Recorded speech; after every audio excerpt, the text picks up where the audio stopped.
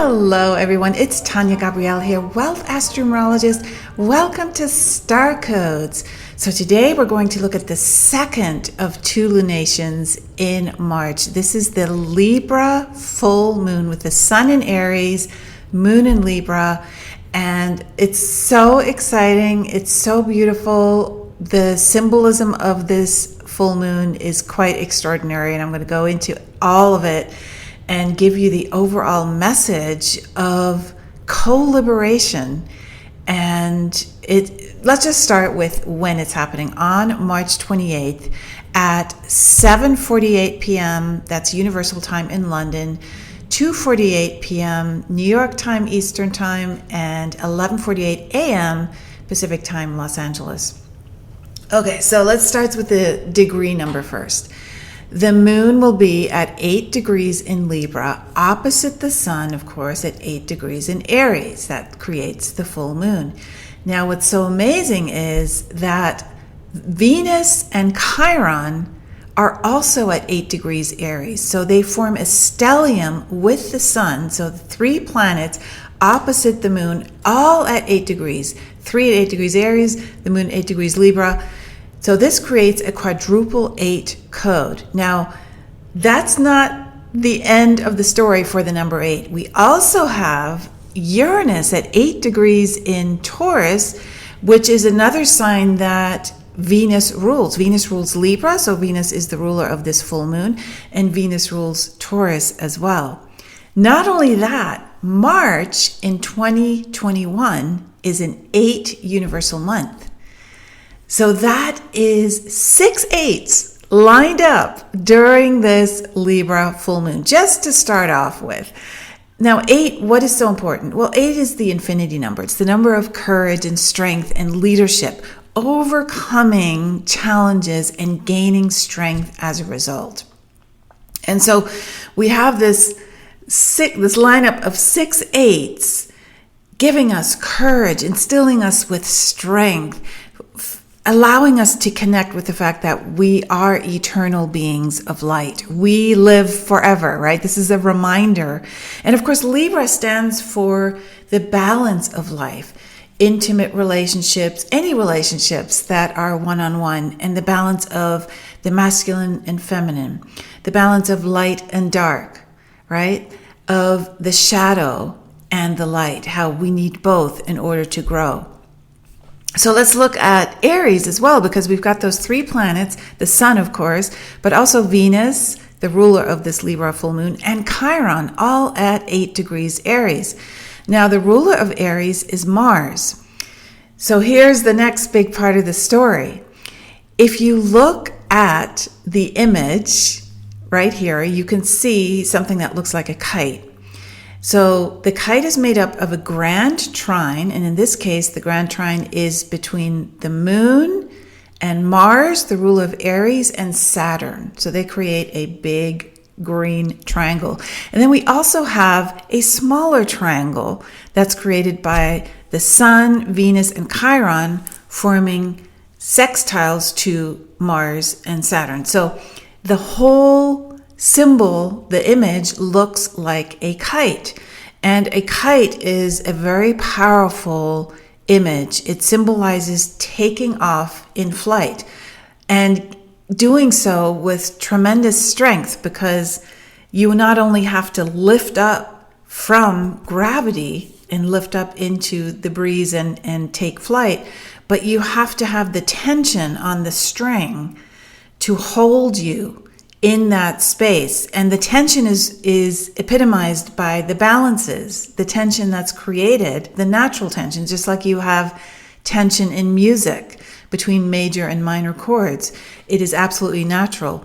So this kite is a symbol of tremendous liberation, and it ties into that word that I coined a year ago for the Libra full moon a year ago, co-liberation. And so we're going to go into that in this reading. So Libra is cooperation, balance, harmony, and it's directly connected to the number 2 because it represents two sides, bringing them into balance. So the 2000s, the 2020s are all very much part of this balancing of energies that's going on. So in essence, the most important balance that we need to tune into is emotional balance. And so Libra helps to bring our life into emotional balance. And because Libra is an air sign, there are 3 air signs: Gemini, Libra, and Aquarius, which governs the new Aquarian age. Those are the 3 air signs. So Libra is an air sign of balance. So Libra brings emotional balance through the mind. Air signs are very mind-oriented. And so if you have a lot of planets in air signs, or you are a Libra, or your moon is in Libra, or your ascendant is Libra, right? You can think of yourself as somebody who tends to think yourself through life. And so the balance comes with, well, what are the thoughts? Because the thoughts turn into your feelings, right? So Libra liberates us when it's in balance from being caught up in that mind, that thought stream that can take us out of balance. Libra is very good at listening. That's why it governs intimate relationships, which you cannot have unless you listen to the other person. And so it liberates you by listening and accepting the truth, accepting of the truth. Libra in the ancient Egyptian numerology actually is the sign of truth. So it is impossible to love or feel at peace unless you accept life as it is. Accept the truth. Accept life as it is, and you accept yourself as you are. So not accepting what is in front of you will close off your heart and will disable you from listening, from being in that very harmonious, balanced relationship.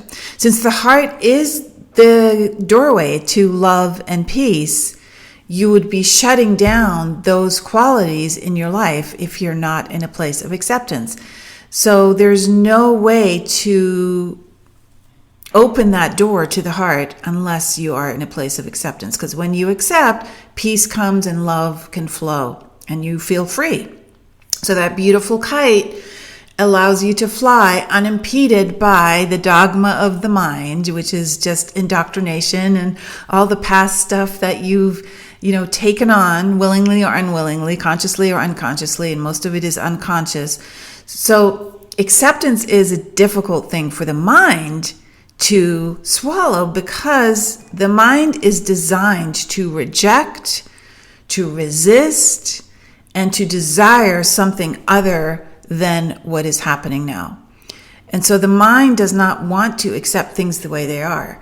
It does not accept, for example, when something is going one way and you want it to go the other way, right? If it's raining, you want sunshine. If there's sunshine, you miss the rain. So the mind believes that life should go according to its own plans, its own ideas.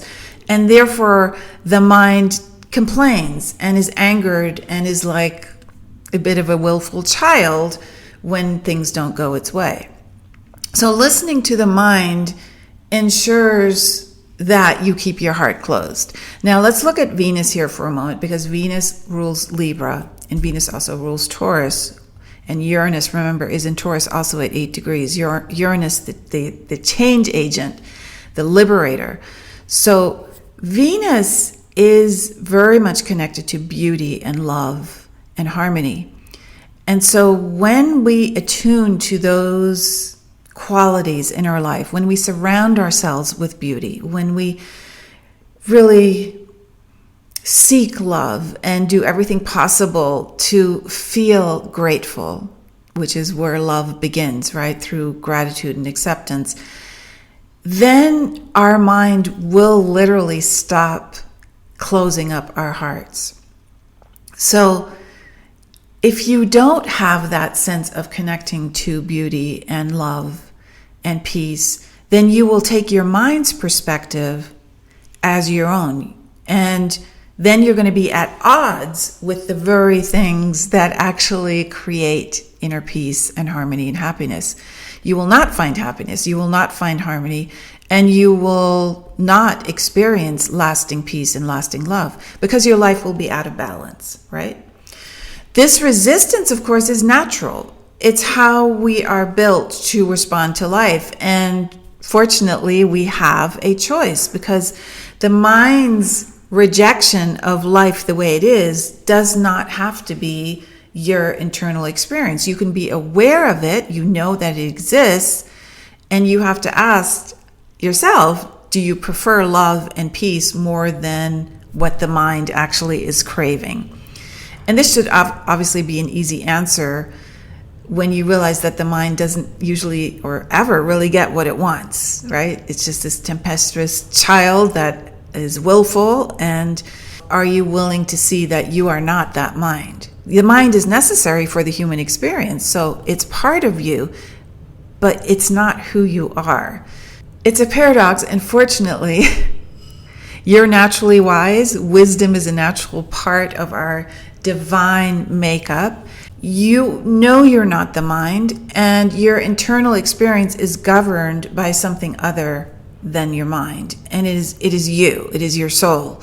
So this is your subjective experience that you are in control of. And remember, the number 8 is taking the reins back, being in leadership position. We have 6 8s in this full moon.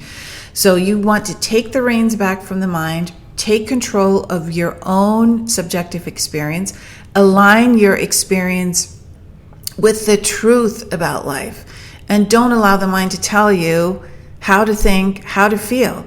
Because peace and love can be how you feel about life rather than resistance and unhappiness, right? Peace and love are a choice, in other words.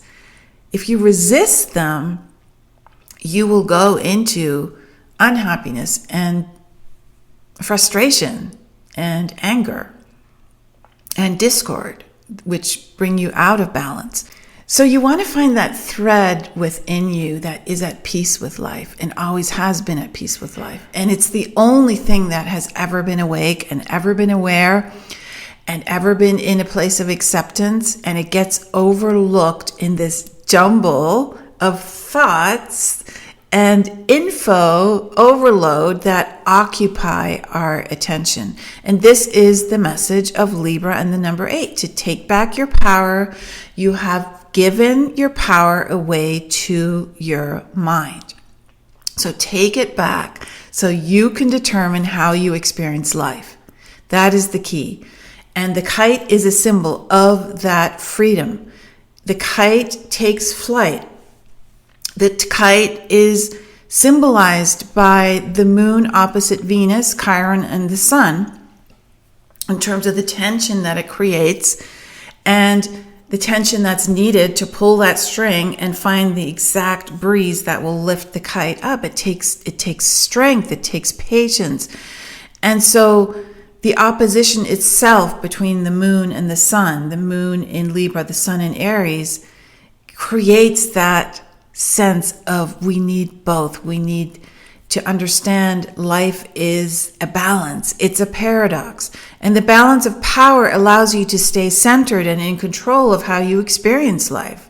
Without that tension, you won't have a choice. So accepting the realities of life includes accepting the pain of life. It includes accepting the limitations that all of us have as human beings. We inhabit a human body, a physical body, and it comes with certain limitations and certain pain. So we have these false ideas, though, and this is where the mind can really be looked at closely and allow us to liberate ourselves. We have these false ideas which create painful emotions, because emotions come from how we perceive life, how we think about life. And we all have these tendencies that can cause suffering, such as judging others, or judging ourselves, or wanting to be superior, or feeling inferior, comparing ourselves to others, right? So we're designed this way, and that has to be accepted as well. That should not be pushed away and denied. We don't live in la la land where we can just say, oh, I'm just not going to be this way. Well, you have this ability for a reason because you live on Earth. But fortunately, we've been given the capability of overcoming this suffering and limitation, and that comes through creativity. We are creators, and Venus governs the ability to be creative. Venus governs all the arts. So it's not just to be artistic, it is literally what you're creating in your mind. So with your thoughts, you create feelings, and that's really the key. And those feelings propel you to behave in many different ways. And often those ways can be destructive. They reap consequences, and those consequences result in more feelings, and then those feelings are acted on. And again, it's the hamster wheel. The wheel keeps turning. This is the human experience. So you see how this works. And so then, as you see how it works, it becomes possible to accept the way things are. That's how the human mind works. So then we can move beyond it, right? But only through acceptance can we move beyond it. If we don't see how it works and we're at the mercy of it, we are subjecting ourselves to that endless suffering caused by our thoughts and feelings, right? So it's the acceptance of life. It's the acceptance of the human condition that requires the awareness of the truth about life and the human condition, because it's very difficult, if not impossible, to accept what you're not aware of. If you're unaware of the truth, how can you accept the truth? That's pretty much impossible. So you will continue to adhere to the perspectives you were given, the mind's perspective, which is false. It is not who you are. And so becoming aware of that truth about life and aware of the human condition, this is the key to being at peace, being in balance, becoming loving, kind, peaceful. And once you become aware of why being human is challenging, then you're no longer at the mercy of that human condition. And it's possible to experience yourself in a very, very different way. It's the loving being who you are, the loving being you've always wanted to be. And it's not found here. It's easy to love and accept and be who you are and accept everyone else just the way they are, because you understand the dilemma everyone is under. So the acceptance itself gives you the compassion and the unconditional love. And this is why acceptance is so important. What is it that is allowing us to accept something? Doesn't acceptance come more from not doing something than from actually doing something? Right? So again, like the last star code forecast, being turns into doing. So you surrender to things just the way they are, including surrendering your resistance to the way things are. That's really the key. And you let your resistance, you let your rejection of what you discover to just be there. And then after you accept all of those things is when you're ready to do something. When you recognize the resistance, when you accept that you are frustrated and anything else you're feeling doesn't actually define who you are, when you accept that it is not who you are, that this is just part of the human condition and your feelings belong to that experience as a human being part of humanity, and you sit with that with compassion for the pain that it's caused you and all of humanity, and you recognize those feelings for what they are, a byproduct of the human condition. And in that moment, you free yourself from being at the mercy of those emotions. This freedom is who you are. This freedom is your true experience of who you are. This is the co-liberation. The co-liberation is the understanding that you are here to experience the nature of the human condition while also living in your divine nature. And you've always been this free. You've always been a free individual, a free sovereign individual.